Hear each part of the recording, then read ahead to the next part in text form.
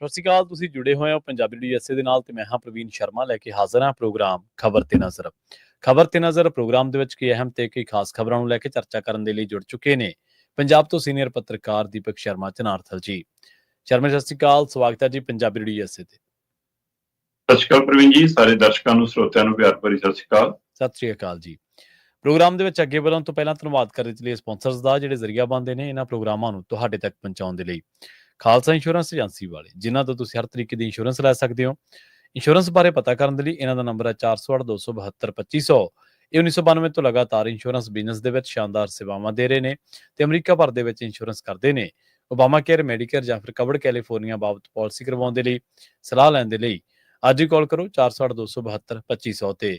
ਟਰਕੀਆਨਾ immigration ਲਾ firm ਵਾਲੇ ਜੇ ਟਰਕੀਆਨਾ ਟੋਨੀ ਟਰਕੀਆਨਾ ਦੇ ਨਾਲ ਤੁਸੀਂ US ਇਮੀਗ੍ਰੇਸ਼ਨ ਬਾਬਤ ਕੋਈ ਵੀ ਸਲਾਹ ਕਰਨੀ ਹੈ, ਕੋਈ ਵੀ ਸਵਾਲ ਪੁੱਛਣਾ ਤੇ ਇਹਨਾਂ ਦਾ ਨੰਬਰ ਹੈ 4159090503। ਗੁਰਦੀਪ ਸਿੰਘ ਬਿਰਦੀ ਕਲੋਵਿਸ, ਮਨਦੀਪ ਸਿੰਘ, ਸੰਦੀਪ ਕੌਰ ਸੈਨ ਹੋਜ਼ੇ, ਅਮਰੀਕ ਸਿੰਘ ਅਟਵਾਲ, ਜਰਨੈਲ ਸਿੰਘ ਯੂਬਾ ਸਿਟੀ, ਗੁਰਨਾਮ ਸਿੰਘ ਐਂਟੀਲੋਪ ਤੇ ਜਰਨੈਲ ਸਿੰਘ ਸਿਆਟਲ ਤੋਂ।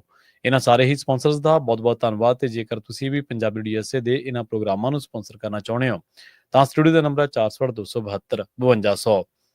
ਅੱਜ ਦਾ ਇਹ ਖਬਰ ਤੇ ਨਜ਼ਰ ਪ੍ਰੋਗਰਾਮ ਸਾਲ 2025 ਦੀ 13 ਅਗਸਤ ਦਾ ਪ੍ਰੋਗਰਾਮ ਹੈ ਤੇ ਦਿਨ ਅੱਜ ਬੁੱਧਵਾਰ ਹੈ। ਖਬਰਾਂ ਦੀ ਸ਼ੁਰੂਆਤ ਕਰੀਏ ਸ਼ਰਮਾ ਜੀ ਇੱਕ ਅਜਿਹੀ ਖਬਰ ਤੋਂ ਜਿਹੜੀ ਖਬਰ ਜਾ ਜੁੜਦੀ ਹੈ ਕਾਨੂੰਨ ਦੀ ਸਰਵਉੱਚ ਧਿਰ ਦੇ ਨਾਲ, ਸੁਪਰੀਮ ਕੋਰਟ ਦੇ ਨਾਲ। ਪਰ ਨਾਲੋਂ ਨਾਲ ਇੱਕ ਫਿਲਾਸਫਰ ਦੇ ਕਈ ਕਥਨ ਵੀ ਆਪਾਂ ਨੂੰ ਯਾਦ ਆ ਜਾਂਦੇ ਆ। ਇੱਕ ਬਹੁਤ ਮਹਾਨ ਚਿੰਤਕ ਦੇ ਕਹੇ ਨੇ ਕਿ ਜਸਟਿਸ ਡਿਲੇਡ, ਜਸਟਿਸ ਡਿਨਾਈਡ। ਜਦੋਂ ਨਿਆਂ ਨਹੀਂ ਕੀਤਾ ਜਾਂਦਾ ਜਾਂ ਦੇਰ ਕਰ ਦਿੱਤੀ ਜਾਂਦੀ ਹੈ ਤਾਂ ਉਹ ਨਿਆਂ ਨਾ ਦੇਣ ਦੇ ਬਰਾਬਰ ਹੈ। ਬੰਦੀ ਸਿੰਘਾਂ ਦੀ ਗੱਲ ਕਰੀਏ, ਚਰਚਾ ਚੱਲੀ ਹੈ ਕਿ ਬੰਦੀ ਸਿੰਘਾਂ ਦੀ ਵੀ ਰਿਹਾਈ ਹੋ ਸਕਦੀ ਹੈ, ਜਿਹਦੇ ਲਈ ਦਹਾਕਿਆਂ ਬੱਧੀ ਲੋਕ, ਇਨਸਾਫ ਪਸੰਦ ਲੋਕ ਜੱਦੋਜਹਿਦ ਕਰ ਰਹੇ ਨੇ ਜੀ। ਪ੍ਰਵੀਨ ਜੀ, ਮਾਨਯੋਗ ਸੁਪਰੀਮ ਕੋਰਟ ਨੇ ਇੱਕ ਆਦੇਸ਼ ਜਾਰੀ ਕੀਤਾ ਜੀ ਕਿ ਸਜ਼ਾਵਾਂ ਪੂਰੀਆਂ ਕਰ ਚੁੱਕੇ ਕੈਦੀਆਂ ਨੂੰ ਰਿਹਾ ਕੀਤਾ ਜਾਵੇ ਜੀ। ਉਹਨਾਂ ਨੇ ਸੂਬੇ ਜਿਹੜੇ, ਚਾਹੇ ਉਹ ਪੂਰਨ ਸੂਬੇ ਨੇ ਚਾਹੇ ਉਹ ਕੇਂਦਰ ਸ਼ਾਸਿਤ ਪ੍ਰਦੇਸ਼ ਨੇ, ਉਹਨਾਂ ਦੇ ਗ੍ਰਹਿ ਸਕੱਤਰਾਂ ਨੂੰ ਕਿਹਾ ਕਿ ਤੁਸੀਂ ਇਹ ਯਕੀਨੀ ਬਣਾਓ ਕਿ ਤੁਹਾਡੀਆਂ ਜੇਲ੍ਹਾਂ ਦੇ ਵਿੱਚ ਉਹ ਬੰਦੇ ਨਹੀਂ ਹੋਣਗੇ ਜਿਨ੍ਹਾਂ ਦੀ ਸਜ਼ਾ ਪੂਰੀ ਹੋ ਚੁੱਕੀ ਹੈ, ਉਹ ਬਾਹਰ ਹੋਣੇ ਚਾਹੀਦੇ। ਸੋ ਇਸ ਹੁਕਮ ਨੇ, ਇਸ ਆਦੇਸ਼ ਨੇ ਕਿਤੇ ਨਾ ਕਿਤੇ ਆਸ ਜਗਾਈ ਕਿ ਹੁਣ ਹੋ ਸਕਦਾ ਬੰਦੀ ਸਿੰਘਾਂ ਦੀ ਵੀ ਰਿਹਾਈ ਹੋਵੇ। ਦੇਖੋ, ਇਹਦੇ ਵਿੱਚ ਕੋਈ ਦੋ ਰਾਏ ਨਹੀਂ ਕਿ ਇਹ ਪੂਰੀ ਤਰ੍ਹਾਂ ਰਾਜਨੀਤਿਕ ਮਸਲਾ ਹੈ। ਜੀ ਜੀ। ਇਕੱਲੇ ਬੰਦੀ ਸਿੰਘਾਂ ਦਾ ਹੀ ਨਹੀਂ ਹੈ, ਜਿਹੜੇ ਹੋਰ ਕਾਰਕੁਨ ਨੇ ਵੱਖ-ਵੱਖ ਸੂਬਿਆਂ 'ਚ ਜਿਹੜੇ ਸਰਕਾਰ ਲਈ ਚੈਲੰਜ ਬਣਦੇ ਨੇ, ਸਰਕਾਰਾਂ ਨੂੰ ਸਵਾਲ ਕਰਦੇ ਨੇ, ਕਿਸੇ ਮੂਵਮੈਂਟ ਦੀ ਅਗਵਾਈ ਕਰਦੇ ਨੇ, ਹੈਨਾ, ਕਿਸੇ ਲਹਿਰ ਦੇ ਵਿੱਚ ਨੇ, ਫਿਰ ਉਹ ਜਿਹੜੀਆਂ ਚੀਜ਼ਾਂ ਰੜਕਣ ਲੱਗਦੀਆਂ ਨੇ ਫਿਰ ਇਸ ਤਰੀਕਾਕਾਰ ਨਾਲ ਉਹਨਾਂ ਨੂੰ ਅੰਦਰ ਰੱਖਿਆ ਜਾਂਦਾ। ਵੈਸੇ ਜਿਹੜੀ ਇਹ ਹੁਕਮ ਆਇਆ ਮਾਨਯੋਗ ਸੁਪਰੀਮ ਕੋਰਟ ਦਾ, ਇਹ ਆਪਣੇ ਆਪ 'ਚ ਇਸ ਗੱਲ ਦਾ ਪ੍ਰਗਟਾਵਾ ਕਰਦਾ ਹੈ ਕਿ ਅਦਾਲਤਾਂ ਦੇ ਹੁਕਮਾਂ ਦੀ ਵੀ ਤਾਮੀਲ ਸਿਸਟਮ ਨਹੀਂ ਕਰ ਰਿਹਾ। ਸਹੀ ਹੈ, ਬਿਲਕੁਲ ਸਹੀ। ਅਦਰਵਾਈਜ਼ ਤਾਂ ਤੁਸੀਂ ਇਹ ਦੇਖੋ ਕਿ ਜਦੋਂ ਕਾਨੂੰਨ ਨੇ ਸਜ਼ਾ ਸੁਣਾਤੀ, ਕਾਨੂੰਨ ਦੀ ਨਜ਼ਰ ਦੇ ਵਿੱਚ ਜਿਹੜਾ ਅੰਦਰ ਗਿਆ ਉਹ ਕਿਸੇ ਨਾ ਕਿਸੇ ਮਾਮਲੇ ਦੇ ਵਿੱਚ ਘਿਰਿਆ ਤਾਂ ਹੀ ਅੰਦਰ ਗਿਆ, ਉੱਥੇ ਜੇ ਇਹ ਅਸਬਤ ਸਾਬਤ ਹੋਏ। ਹੁਣ ਉੱਥੇ ਤੱਕ ਤਾਂ ਕੋਈ ਸਵਾਲ ਨਹੀਂਗਾ, ਪਰ ਜਦੋਂ ਕਾਨੂੰਨ ਨੇ ਸਜ਼ਾ ਸੁਣਾਤੀ ਤੇ ਕਾਨੂੰਨ ਨੇ ਨਾਲ ਇਹ ਤਰੀਕ ਵੀ ਤਾਂ ਮੁਕੱਰਰ ਕਰਤੀ ਨਾ ਕਿ ਇੰਨੀ ਤਰੀਕ ਤੱਕ ਦੀ ਸਜ਼ਾ। ਸਮਾਂ ਤਾਂ ਮੁਕੱਰਰ ਹੋ ਗਿਆ ਨਾ ਕਿ ਇੰਨੇ ਦਿਨਾਂ ਦਾ ਸਮਾਂ, ਆਹ ਜੇ ਦਿਨ ਰਾਤ ਮਿਲਾ ਕੇ ਵੀ ਤਾਂ ਵੀ ਆਹ ਦਿਨ ਬਣਦੇ ਨੇ। ਉਹ ਚਾਰਟ ਜਦ ਤੇ ਫਿਰ ਉਹਦੇ ਆਧਾਰ ਤੇ ਉਹ ਤਰੀਕ ਮੁੱਕਣ ਤੋਂ ਬਾਅਦ ਉਹਦੀ ਰਿਹਾਈ ਕਿਉਂ ਨਹੀਂ ਜੀ? ਫਿਰ ਕਾਨੂੰਨ ਦਾ ਪਾਲਣਾ ਕਿਹਨੇ ਨਹੀਂ ਕੀਤੀ ਜੀ? ਉਹ ਸਿਰਫ ਤੁਸੀਂ ਹੁਕਮ ਜਾਰੀ ਕਰੋਗੇ ਤੇ ਉਹਨਾਂ ਨੂੰ ਪਤਾ ਹੈ ਸਾਡੇ ਤੇ ਕੋਈ ਐਕਸ਼ਨ ਨਹੀਂ ਹੋਣਾ, ਤਦ ਤੱਕ ਤਾਂ ਹੀ ਚੱਲੂਗਾ। ਜਾਂ ਤਾਂ ਫਿਰ ਇਹ ਹੋਵੇ ਕਿ ਜਿਹੜੇ ਗ੍ਰਹਿ ਸਕੱਤਰ ਨੇ, ਜਿਹੜੇ ਮੁੱਖ ਮੰਤਰੀ ਨੇ, ਜਿਹੜੇ ਗ੍ਰਹਿ ਵਿਭਾਗ ਨੇ, ਜਿਹੜੇ ਜੇਲ੍ਹ ਪ੍ਰਸ਼ਾਸਨ ਨੇ ਇਸ ਹੁਕਮਾਂ ਦੀ ਪਾਲਣਾ ਨਹੀਂ ਕੀਤੀ, ਉਹਨਾਂ ਨੂੰ ਕਟਹਿਰੇ 'ਚ ਖੜਾ ਕੀਤਾ ਹੋਵੇ, ਉਹਨਾਂ ਦੀ ਥਾਂ ਤੇ ਉਹਨਾਂ ਨੂੰ ਬੈਰਕ 'ਚ ਬਿਠਾਇਆ ਹੋਵੇ, ਫਿਰ ਤਾਂ ਪਤਾ ਲੱਗ ਜਾਵੇ। ਸਹੀ ਹੈ, ਬਿਲਕੁਲ। ਜਦੋਂ ਡਰ ਪਿਆ ਹੀ ਨਹੀਂ ਸਰਕਾਰ ਦੀ ਨਜ਼ਰ 'ਚ, ਸਿਸਟਮ ਦੀ ਨਜ਼ਰ 'ਚ ਇਹਨਾਂ ਨੂੰ ਤੁਸੀਂ ਸਜ਼ਾਵਾਂ ਦਿੱਤੀਆਂ, ਤੁਹਾਡੀ ਨਜ਼ਰ 'ਚ ਅਪਰਾਧੀ ਨੇ ਕਿਸੇ ਵੀ ਮਾਮਲੇ 'ਚ, ਕਿਸੇ ਵੀ ਤਰ੍ਹਾਂ ਨਾਲ। ਜਦੋਂ ਕਿ ਇਹ ਸਾਰਾ ਮਾਮਲਾ ਜਿਹੜਾ ਬੰਦੀ ਸਿੰਘਾਂ ਦਾ, ਸਮਾਜਿਕ ਕਾਰਕੁਨਾਂ ਦਾ, ਇਹ ਕੋਈ ਕਤਲੋਗਾਰਤ, ਲੁੱਟ ਖੋਹ ਹੈ, ਕੋਈ ਇਹੋ ਜਿਹਾ ਕੋਈ ਮਾਮਲੇ ਨਹੀਂ ਹੈਗੇ। ਉਸ ਸਮੇਂ ਦੇ ਬਹਿਣ 'ਚ ਇੱਕ ਮੂਵਮੈਂਟ ਦੇ ਤਹਿਤ, ਇੱਕ ਸੰਘਰਸ਼ ਦੇ ਤਹਿਤ, ਇੱਕ ਆਪਣੀ ਵਿਚਾਰਧਾਰਾ ਤਹਿਤ ਆਏ ਮਾਮਲੇ ਨੇ। ਸੋ ਉਸ ਹਵਾਲੇ ਨਾਲ ਤੁਸੀਂ ਉਹਨਾਂ ਨੂੰ ਸਜ਼ਾ ਸੁਣਾਤੀ, ਉਸ ਤੋਂ ਬਾਅਦ ਉਹਨਾਂ ਦਾ ਹੱਕ ਬਣਦਾ ਕਿ ਉਹਨਾਂ ਨੂੰ ਰਿਹਾ ਕੀਤਾ ਜਾਵੇ। ਤੇ ਜੇ ਮਾਨਯੋਗ ਸੁਪਰੀਮ ਕੋਰਟ ਨੂੰ ਹੁਣ ਇਹ ਹੁਕਮ ਦੇਣੇ ਪੈ ਰਹੇ ਨੇ, ਮਤਲਬ ਤੁਹਾਡੇ ਪਿਛਲੇ ਹੁਕਮਾਂ ਦੀ ਪਾਲਣਾ ਨਹੀਂ ਹੋਈ ਜੀ। ਸਹੀ ਹੈ। ਤੇ ਹੁਣ ਵੀ ਇਹਦੀ ਕੌਣ ਗਰੰਟੀ ਲਊਗਾ ਕਿ ਪਾਲਣਾ ਹੋ? ਕਿਉਂਕਿ ਅਸੀਂ ਤਰੀਕਾਕਾਰ ਦੇਖਦੇ ਹਾਂ ਸਰਕਾਰਾਂ ਦਾ, ਜਦੋਂ ਬੰਦੇ ਛੱਡਣ ਦਾ ਮੌਕਾ ਆਉਂਦਾ ਆ ਭੁੱਲਰ ਸਾਹਿਬ, ਪ੍ਰੋਫੈਸਰ ਦਵਿੰਦਰਪਾਲ ਭੁੱਲਰ ਵਾਲੀ ਤਾਂ ਮਾਮਲੇ ਤੇ ਕੇਜਰੀਵਾਲ ਸਰਕਾਰ ਕਰਦੀ ਰਹੀ ਹੈ ਨਾ। ਇਸੇ ਤਰ੍ਹਾਂ ਰਾਜੋਆਣਾ ਦਾ ਮਾਮਲਾ ਤਾਂ ਬਿਲਕੁਲ ਅਜੇ ਵੱਖਰਾ। ਉਹਦੇ ਵਿੱਚ ਤਾਂ ਉਹ ਕਹਿੰਦੇ ਜੀ ਕਿ ਅੱਜ ਤਾਂ ਪਹਿਲਾਂ ਫਾਂਸੀ ਵਾਲਾ ਰੱਦ ਕਰਾਵਾਂਗੇ, ਫਿਰ ਆਪਾਂ ਉਸ ਪਾਸੇ ਨੂੰ ਵਧਾਂਗੇ। ਪਰ ਓਵਰਆਲ ਦੇਸ਼ ਦੀਆਂ ਜੇਲ੍ਹਾਂ ਦੇ ਵਿੱਚ ਸਿੱਖ ਕੈਦੀਆਂ ਦੇ ਨਾਲ ਹੋਰ ਸੂਬਿਆਂ ਦੇ ਵੱਖੋ ਵੱਖ ਅਜਿਹੇ ਕਿੰਨੇ ਹੀ ਕਾਰਕੁਨ ਬੰਦ ਨੇ। ਉਹਨਾਂ ਸਾਰਿਆਂ ਦੀ ਜਦੋਂ ਤੱਕ, ਮੈਂ ਤਾਂ ਕਹਿੰਦਾ ਕਿ ਇਹ ਸੰਸਥਾਵਾਂ ਜਿਹੜੀਆਂ ਆਪਣੇ ਆਪਣੇ ਪੱਧਰ ਤੇ ਲੜ ਰਹੀਆਂ, ਦੇਸ਼ ਪੱਧਰ ਤੇ ਇੱਕ ਕਿਉਂ ਨਹੀਂ ਹੋ ਕੇ ਲੜਦੀਆਂ ਇਹਨਾਂ ਲਈ? ਫਿਰ ਤੱਕ ਸ਼ਾਇਦ ਵੱਡੀ ਹੋਵੇ। ਤੇ ਦੂਸਰੇ ਪਾਸੇ ਸਰਕਾਰੀ ਸਿਸਟਮ, ਪ੍ਰਸ਼ਾਸਨਿਕ ਸਿਸਟਮ ਸਿੱਧਾ ਜੀ ਇਹ ਜੀ ਜੇ ਬੰਦਾ ਛੱਡਿਆ ਸਮਾਜ ਲਈ ਖਤਰਾ ਹੈ ਜੀ, ਇਹ ਮਾਹੌਲ ਵਿਗੜ ਸਕਦਾ ਜੀ। ਬਈ ਫਿਰ ਤੁਹਾਡੀਆਂ ਅਦਾਲਤਾਂ ਥੋੜਾ ਬੰਦ ਹੋ ਗਈਆਂ, ਥਾਣੇ ਥੋੜਾ ਮੁੱਕ ਗਏ। ਜੇ ਦੁਬਾਰਾ ਕੁਛ ਜਾਊਗਾ ਤੁਸੀਂ ਦੁਬਾਰਾ ਕਾਰਵਾਈ ਕਰ ਸਕਦੇ ਹੋ, ਪਰ ਨਹੀਂ, ਤੁਸੀਂ ਪਹਿਲਾਂ ਹੀ ਧਾਰਨਾ ਬਣਾਈ, ਮਤਲਬ ਅਦਾਲਤ ਤੋਂ ਬਾਅਦ ਤੁਸੀਂ ਆਪਣਾ ਫੈਸਲਾ ਆਪ ਲੈ ਲਿਆ। ਫਿਰ ਦੂਸਰੇ ਪਾਸੇ ਆਪਾਂ ਇਹ ਵੀ ਤਰੀਕਾ ਕਰ ਦੇਖਿਆ ਕਿ ਕਈਆਂ ਦੀ ਰਿਹਾਈ ਹੋ ਜਾਂਦੀ ਹੈ, ਬੰਦਾ ਬਾਹਰ ਆਉਂਦਾ ਹੈ ਨਾ, ਜਦ ਦੂਏ ਥਾਣੇ ਵਾਲੇ ਚੱਕਣ ਦੀ ਆਹ ਮਾਮਲਾ ਵੀ ਹੈਗਾ ਜੀ। ਤੇ ਜਿਹਨੂੰ ਨਹੀਂ ਜਾਣ ਦੇਣਾ ਉਹਦੇ ਇਹ ਤਰੀਕੇ ਕਰ ਵੀ ਹੈਗੇ। ਪਰ ਹੁਣ ਕੀ ਸੁਪਰੀਮ ਕੋਰਟ ਦੀ ਸਪਸ਼ਟ ਹਦਾਇਤ ਤੋਂ ਬਾਅਦ ਸੂਬਿਆਂ ਦੀਆਂ ਸਰਕਾਰਾਂ ਚਾਰਜੋਈ ਕਰਨਗੀਆਂ? ਤੇ ਇਹਦੇ ਵਿੱਚੋਂ ਆਸ ਰੱਖੀਏ ਕਿ ਹੁਣ ਬੰਦੀ ਸਿੰਘ ਜਾਂ ਅਜਿਹੇ ਸਮਾਜਿਕ ਕਾਰਕੁਨ ਜਿਨ੍ਹਾਂ ਦੀਆਂ ਸਜ਼ਾਵਾਂ ਪੂਰੀਆਂ ਹੋ ਗਈਆਂ ਉਹ ਰਿਹਾ ਹੋਣਗੇ? ਹਾਂਜੀ ਬਿਲਕੁਲ। ਦੇਖੋ ਉਮੀਦ ਤਾਂ ਰੱਖਣੀ ਬਣਦੀ ਹੈ, ਪਰ ਸ਼ਰਮਾ ਜੀ ਜਿਵੇਂ ਤੁਸੀਂ ਧਿਰ ਦਾ ਹਾਲ ਸੁਣਾ ਹੀ ਦਿੱਤਾ ਵੀ ਜਿਹੜੀ ਉਹ ਸਰਵਉੱਚ ਧਿਰ ਹੈ, ਜੇ ਉਹਦੇ ਹੁਕਮਾਂ ਦਾ ਆਹ ਹਾਲ ਹੈ ਤੇ ਇੱਥੇ ਆਮ ਬੰਦਾ ਕਿੱਥੇ ਦੁਹਾਈ ਪਾਊਗਾ? ਬੰਦਾ ਤਾਂ ਇਹੀ ਜਾ ਕਰ ਸਕਦਾ ਨਾ ਵੀ ਉਹ ਅਦਾਲਤ ਦੇ ਵਿੱਚ ਜਾ ਵੜੇ, ਉਹ ਕੋਰਟ ਦੇ ਵਿੱਚ ਜਾ ਵੜੇ। ਜੇ ਕੋਰਟ ਤੋਂ ਵੀ ਹੁਕਮ ਆਏ ਜਿਹੜੇ ਤਾਮੀਲ ਨਾ ਹੋਣ ਤੇ ਫਿਰ ਆਮ ਬੰਦੇ ਦਾ ਭਰੋਸਾ ਕਿੱਥੇ ਵੱਜੇ ਸਿਸਟਮ ਦੇ ਉੱਤੇ। ਅਗਲੀ ਗੱਲ ਕਰੀਏ ਮਾਨ ਸਰਕਾਰ ਦੀ। ਜਿਹੜੇ ਲੋਕ ਸਰਕਾਰੀ ਜਾਇਦਾਦਾਂ ਦੀ ਜੱਦੋਜਹਿਦ ਕਰਦੇ ਹੁੰਦੇ ਸੀ ਤੇ ਬਾਦਲਾਂ ਨੂੰ ਪਾਣੀ ਪੀ ਪੀ ਕੇ ਭੰਨਦੇ ਹੁੰਦੇ ਸੀਗੇ ਵੀ ਜੇਲ੍ਹਾਂ ਵੇਚ ਰਹੇ ਨੇ, ਇਹ ਆਹ ਕਰ ਰਹੇ ਨੇ, ਉਹ ਕਹਿੰਦੇ ਹੁਣ ਖੁਦ ਸਰਕਾਰੀ ਜਾਇਦਾਦਾਂ ਨੂੰ ਗਹਿਣੇ ਧਰ ਕੇ ਤੇ ਪੈਸੇ ਇਕੱਠੇ ਕਰਨ ਦੀ ਤਿਆਰੀ ਦੇ ਵਿੱਚ ਨੇ। ਆਪਾਂ ਮਾਨ ਸਰਕਾਰ ਪੰਜਾਬ ਦੀ ਗੱਲ ਕਰ ਰਹੇ ਹਾਂ ਜੀ। ਬਿਲਕੁਲ, ਇਹਦੇ ਵਿੱਚ ਕੋਈ ਦੋ ਰਾਏ ਨਹੀਂ ਪ੍ਰਵੀਨ ਜੀ ਕਿ ਇਹ ਤਿਆਰੀ ਹੋ ਗਈ ਹੈ। ਜਿੱਦਾਂ ਹੀ ਲੈਂਡ ਪੋਲਿੰਗ ਪਾਲਿਸੀ ਨੂੰ ਤੁਸੀਂ ਵਾਪਸ ਲੈਣ ਦਾ ਐਲਾਨ ਕੀਤਾ ਜੀ, ਤੁਸੀਂ ਪੈਸੇ ਇਕੱਠੇ ਕਰਨ ਦਾ ਵੱਖਰਾ ਰਾਹ ਲੱਭਣ ਲੱਗ ਪਏ। ਫਿਰ ਇਸ ਗੱਲ ਦੇ ਉੱਤੇ ਮੋਹਰ ਨਹੀਂ ਲੱਗਦੀ ਕਿ ਲੈਂਡ ਪੋਲਿੰਗ ਪਾਲਿਸੀ ਸਿਰਫ ਪੈਸਾ ਇਕੱਠਾ ਕਰਨ ਲਈ ਸੀ? ਲੱਗਦੀ ਹੈ ਬਿਲਕੁਲ। ਵਿਕਾਸ ਨਹੀਂ ਸੀ ਉਹਦਾ, ਕਿਸਾਨ ਹਿੱਤ ਨਾਲ ਕੋਈ ਸੰਬੰਧ। ਵੈਸੇ ਅੱਜ ਕੈਬਨਿਟ ਦੀ ਬੈਠਕ ਬੁਲਾਈ ਹੈ ਮਾਨ ਸਾਹਿਬ ਨੇ ਆਪਣੇ ਸਰਕਾਰੀ ਰਾਜ ਤੇ, ਉਹਦਾ ਸੈਕਟਰੀਏਟ ਦੀਆਂ ਪੌੜੀਆਂ ਜਨਾਬ ਦੂਏ ਨੂੰ ਕਹਿੰਦੇ ਸੀਗੇ ਘਰਾਂ ਚੋਂ ਚੱਲਦੇ ਨੇ, ਮਹਿਲਾਂ ਚੋਂ ਚੱਲਦੇ ਨੇ, ਹੈਨਾ। ਬੈਠਕਾਂ, ਅਫਸਰਾਂ ਦੀਆਂ ਬੈਠਕਾਂ, ਮੀਟਿੰਗਾਂ ਸਾਰੀਆਂ ਘਰੇ ਹੁੰਦੀਆਂ ਨੇ। ਚਲੋ ਉਸ ਬੈਠਕ 'ਚ ਉਮੀਦ ਕੀਤੀ ਜਾ ਰਹੀ ਹੈ ਕਿ ਸ਼ਾਇਦ ਅੱਜ ਲੈਂਡ ਪੋਲਿੰਗ ਨੂੰ ਰੱਦ ਕਰਨ ਦਾ ਅਧਿਕਾਰਕ ਤੌਰ ਤੇ ਫੈਸਲਾ ਹੋ ਜਾਵੇ, ਕੈਬਨਿਟ 'ਚ ਹੋ ਜਾਵੇ। ਪਰ ਲੈਂਡ ਪੋਲਿੰਗ ਪਾਲਿਸੀ ਨੂੰ ਲੈ ਕੇ ਮਾਨਯੋਗ ਪੰਜਾਬ ਹਰਿਆਣਾ ਹਾਈ ਕੋਰਟ 'ਚ ਜੋ ਸੁਣਵਾਈ ਸੀ, ਤਾਂ ਉੱਥੇ ਜੱਜ ਸਾਹਿਬ ਨੇ ਜਿਹੜੇ ਨੁਕਤੇ ਪੁੱਛੇ ਉਹਨਾਂ ਦਾ ਕੋਈ ਜਵਾਬ ਨਹੀਂ ਸੀ। ਠੀਕ ਹੈ। ਉਹਨਾਂ ਨੁਕਤਾ ਇਹ ਵੀ ਸੀ ਐਡਵੋਕੇਟ ਜਨਰਲ ਸਾਹਿਬ ਨੂੰ ਕਿ ਤੁਹਾਡੀ ਕਾਨੂੰਨੀ ਸਲਾਹ ਲਈ ਸੀ, ਤੇ ਉਹ ਜਵਾਬ ਦੇਣ ਦੀ ਬਜਾਏ ਹੱਸ ਪਏ। ਅੱਛਾ, ਵਾਹ। ਇਹਦਾ ਅਰਥ ਸਿੱਧਾ ਜਿਹਾ ਕਿ ਜੇ ਤਾਂ ਉਹ ਇਹ ਕਹਿੰਦੇ ਕਿ ਨਹੀਂ ਲਈ ਜੀ, ਫਿਰ ਤਾਂ ਉਹਨਾਂ ਦੀ ਕੁਰਸੀ ਨੂੰ ਖਤਰਾ ਹੁੰਦਾ ਸੀ ਕਿ ਤੁਸੀਂ ਅਦਾਲਤ 'ਚ ਵੀ ਸਰਕਾਰ ਨੂੰ ਐ ਦਿਖਾ ਰਹੇ ਹੋ। ਜੇ ਉਹ ਹਾਂ ਕਰਦੇ ਸੀ ਫਿਰ ਉਹਨਾਂ ਦੀ ਫਜੀਅਤ ਹੁੰਦੀ ਸੀ ਕਿ ਫਿਰ ਮਾਨਯੋਗ ਜੱਜ ਸਾਹਿਬ ਨੇ ਕਹਿਣਾ ਲੈ ਫਿਰ ਤੁਸੀਂ ਇਹੋ ਜਿਹੀਆਂ ਸਲਾਹਾਂ ਦਿੰਦੇ ਹੋ। ਸਹੀ ਹੈ, ਬਿਲਕੁਲ। ਇਸ ਲਈ ਕਰਦੇ ਉਹਨਾਂ ਨੇ ਮੈਨੂੰ ਲੱਗਦਾ ਇਕੱਲੇ ਦੰਦ ਕੱਢ ਕੇ ਦਿਖਾਤੇ ਤੇ ਜੱਜ ਸਾਹਿਬ ਨੂੰ ਸਮਝ ਆ ਗਈ ਕਿ ਤੁਹਾਨੂੰ ਪੁੱਛਿਆ ਨਹੀਂ ਕਿਸੇ ਨੇ। ਸੋ ਇਸ ਲਈ ਇੱਥੋਂ ਸਪਸ਼ਟ ਹੈ ਕਿ ਜਦੋਂ ਤੁਹਾਡੀ ਕੋਈ ਯੋਜਨਾ ਨਹੀਂ ਸੀ, ਨਾ ਕਿੰਨਾ ਪੈਸਾ ਆਊ, ਕਿੰਨਾ ਲੱਗੂ, ਕਿੰਨਾ ਖਰਚਾ ਹੋਊ, ਕੀ ਤਰੀਕਾ ਹੋਊ, ਕਿਹੜੀ ਤੁਹਾਡੀ ਅਸੈਸਮੈਂਟ ਹੈ, ਕਿਹੜੀ ਤੁਹਾਡੀ ਕਿਸਾਨ ਜਥੇਬੰਦੀਆਂ ਨਾਲ ਰਾਏ ਹੈ, ਕਿਹੜੀ ਕਿਸਾਨਾਂ ਨਾਲ ਰਾਏ ਹੈ, ਕਿਹੜੀ ਪੰਚਾਇਤਾਂ ਨਾਲ ਰਾਏ ਹੈ, ਜਾਂ ਕਿਹੜਾ ਤਰੀਕਾ ਤੁਸੀਂ ਅਪਣਾਇਆ, ਜਾਂ ਕੀ ਤੁਸੀਂ ਵਾਤਾਵਰਨ ਪੱਖ, ਜਦੋਂ ਕੋਈ ਵੀ ਦਲੀਲ ਹੈ ਨਹੀਂ ਤੁਹਾਡੇ ਕੋਲ, ਕੋਈ ਵੀ ਤੱਥ ਹੈ ਨਹੀਂ ਤੁਹਾਡੇ ਕੋਲ, ਕੋਈ ਵੀ ਦਸਤਾਵੇਜ਼ ਤੌਰ ਤੇ ਕਾਗਜ਼ ਤੇ ਤਿਆਰੀ ਹੈ ਨਹੀਂ, ਫਿਰ ਇਹ ਕਿਉਂ ਨਾ ਮੰਨੇ ਤੁਹਾਡਾ ਤਰੀਕਾ ਸਿਰਫ ਪੈਸਾ ਇਕੱਠਾ ਕਰਨਾ ਸੀ? ਸਹੀ ਹੈ। ਔਰ ਦੋ ਨਹੀਂ, ਤਿੰਨ ਮਨਸ਼ਾ ਸੀ ਇਹਦੇ ਪਿੱਛੇ। ਪਹਿਲੀ ਮਨਸ਼ਾ ਕਿ ਲੈਂਡ ਪੋਲਿੰਗ ਰਾਹੀਂ ਖਜ਼ਾਨੇ 'ਚ ਪੈਸਾ ਆਊਗਾ ਤੇ ਅਸੀਂ ਉਹਦੇ ਰਾਹੀਂ ਲੋਕ ਲਵਾਣੀ ਯੋਜਨਾਵਾਂ 1000 ਰੁਪਇਆ ਬੀਬੀਆਂ ਨੂੰ 1100 ਰੁਪਇਆ ਦੇ ਕੇ ਅਸੀਂ ਵੋਟਾਂ ਪੱਕੀਆਂ ਕਰਾਂਗੇ। ਦੂਜਾ ਕਿ ਜਦੋਂ ਜ਼ਮੀਨਾਂ ਐਕਵਾਇਰ ਹੋਣਗੀਆਂ ਤੇ ਲੈਂਡ ਮਾਫੀਆ ਸਾਡੇ ਨੇੜੇ ਆਊਗਾ, ਲੈਂਡ ਮਾਫੀ ਨੂੰ ਜ਼ਮੀਨ ਦੇ ਪੱਟੇ ਪਾਰਟੀ ਨੂੰ ਫੰਡ ਆਊਗਾ, ਨਿੱਜੀ ਵੀ ਕਿਸੇ ਨਾ ਕਿਸੇ ਚੌਗਾ ਡਿਗੂਗਾ। ਸਹੀ ਹੈ। ਤੇ ਪੰਜਾਬ 'ਚੋਂ ਹੀ ਲੁੱਟਿਆ ਪੈਸਾ ਪੰਜਾਬ 'ਚ ਚਿੱਟਾ ਕਰਕੇ ਤੁਰ ਜਾਓ। ਸੋ ਉਹ ਵੀ ਤਰੀਕਾ ਕਰ ਕਿ ਬਲੈਕ ਮਨੀ ਇੱਥੇ ਵਾਈਟ। ਸੋ ਇਹ ਤਿੰਨ ਤਰੀਕੇ ਕਾਰਾਂ ਦੀ ਗੱਲ ਕਿਉਂ ਨਾ ਕਰੀਏ ਕਿ ਤੁਸੀਂ ਲੈਂਡ ਪੋਲਿੰਗ ਪਾਲਿਸੀ ਲੈਣ ਦਾ ਅੱਜ ਬਿਆਨ ਦਿੰਦੇ ਹੋ, ਅੱਜ ਪ੍ਰੈਸ ਨੋਟ ਜਾ, ਦੂਏ ਦਿਨ ਗਵਾਂਡਾ ਗਲਾਡਾ ਦੇ ਅਫਸਰਾਂ ਨੂੰ ਬੁਲਾ ਕੇ ਪੁੱਛ ਰਹੇ ਹੋ ਦੱਸੋ ਆਪਣੇ ਕੋਲ ਕਿਹੜੀਆਂ ਇਜਾਜ਼ਤਾਂ ਪਈਆਂ, ਆਪਾਂ ਗਹਿਣੇ ਰੱਖ ਕੇ ਜ਼ਮੀਨ ਲੈਣੀ। ਸੋ ਜਿਹੜਾ ਇਹ ਤਰੀਕਾਕਾਰ ਹੈ ਕਿ ਤੁਸੀਂ ਉਸੇ ਸਮੇਂ ਉਸੇ ਘੜੀ ਇਹ ਤੈਅ ਕਰਦੇ ਹੋ ਕਿ ਆਪਾਂ ਏਦਾਂ ਜ਼ਮੀਨਾਂ ਦੇ ਉੱਤੇ ਲੋਨ ਚੱਕਣਾ ਤੇ 20,000 ਕਰੋੜ ਦੀ ਜਾਇਦਾਦ ਤੈਅ ਕੀਤੀ ਹੈ ਠੀਕ ਹੈ ਕਿ ਇਹਦੇ ਤੇ ਆਪਾਂ ਲੋਨ ਲੈ ਗਵਾਂਡਾ, ਕਿਉਂਕਿ ਬਾਕੀ ਗਵਾਂਡਾ ਦੀਆਂ ਜਿਹੜੀਆਂ ਸਬ ਅਥਾਰਟੀਆਂ ਨੇ, ਮੰਨ ਲਓ ਸੰਗਰੂਰ ਚ ਹੈ, ਬਠਿੰਡੇ ਚ ਹੈ, ਅਨੰਦਪੁਰ ਸਾਹਿਬ ਹੈ, ਜਾਂ ਹੋਰ ਜਿੱਥੇ ਵੀ ਹੈਗੇ, ਉਹ ਸਾਰੀਆਂ ਕਹਿੰਦੀਆਂ ਜੀ ਸਾਡੇ ਤਾਂ ਅਸਾਂ ਘਾਟੇ ਚ ਆ ਜੀ। ਜੇ ਘਾਟੇ ਚ ਨੇ ਤਾਂ 19 ਸਾਈਟਾਂ ਲੈ ਕੇ ਤੁਸੀਂ ਕਿਹੜਾ ਪ੍ਰੋਫਿਟ ਕਮਾਉਣਾ ਸੀ ਬਈ? ਸਹੀ ਗੱਲ ਹੈ, ਬਿਲਕੁਲ। ਤੇ ਤੁਸੀਂ ਕਹਿੰਦੇ ਜੀ ਲੈ ਦੇ ਕੇ, ਜੇ ਮਾੜੇ ਮੋਟੇ 4 ਛਿਲੜ ਕਿਸੇ ਕੋਲ ਹੈਗੇ ਜਾਂ ਗਲਾਡ ਵਾਲਿਆਂ ਕੋਲ ਨੇ ਜਾਂ ਗਵਾਂਡ ਵਾਲਿਆਂ ਕੋਲ ਨੇ, ਫਿਰ ਗਵਾਂਡ ਵਾਲਿਆਂ ਨੇ ਜੀ ਕਹਿੰਦੇ 20,000 ਕਰੋੜ ਦੀ ਜਾਇਦਾਦ ਮੁਕਰਰ ਕਰ ਲਈ, ਜਿਹਦੇ ਵਿੱਚ ਰਹਿਸ਼ੀ ਪਲਾਟ ਵੀ ਨੇ, ਜਿਹਦੇ ਵਿੱਚ ਵਪਾਰਕ ਪਲਾਟ ਵੀ ਨੇ, ਵਪਾਰਕ ਜਾਇਦਾਦਾਂ ਵੀ ਨੇ, ਜਿਹਦੇ ਵਿੱਚ ਉਦਯੋਗਿਕ ਜਾਇਦਾਦਾਂ ਵੀ ਨੇ। ਸੋ 20,000 ਕਰੋੜ ਦੀ ਜਾਇਦਾਦਾਂ ਤੇ ਲੋਨ ਚੱਕਣਾ, ਕਹਿੰਦੇ ਕਾਹਲੀ ਇੰਨੀ ਆ ਕਿ 5-6,000 ਕਰੋੜ ਦਾ ਲੋਨ ਤਾਂ ਤੁਰੰਤ ਮਿਲ ਜਵੇ, ਜਿਵੇਂ ਤੋੜ ਨਹੀਂ ਲੱਗ ਜਾਂਦੀ 4 ਵਜੇ ਤੋਂ ਬਾਅਦ ਕਿ ਬਸ ਕਿਤੋਂ ਰੰਗ ਵਾਲਾ ਪਾਣੀ ਮਿਲ ਜਵੇ, ਹੈਨਾ, ਉਹ ਹਾਲ ਹੋਇਆ ਪਿਆ।